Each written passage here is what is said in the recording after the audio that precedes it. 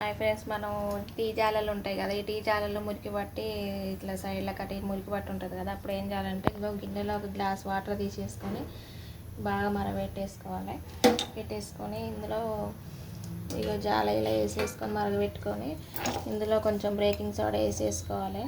Baking soda ఉంది కదా, baking soda వేసేసుకోవాలి. కొంచెం సర్ఫ్ వేసుకోవాలి. కొద్దిగా సర్ఫ్ వేసేసుకొని బాగా మరిగించుకోవాలి. వీటిని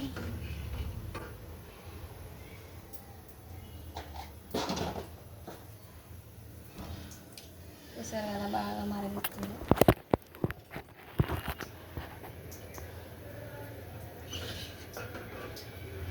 మరిగిపోయింది. ఇలా మనం ఇలా స్క్రబ్బర్ ఉంది కదా, ఈ స్క్రబ్బర్ తోటి మొత్తం ఇదంతా ఇట్లా కూడా పట్టి ఉంటుంది. ఇదంతా ఇలా క్లీన్ చేసుకుంటే సరిపోతుంది. చూడండి,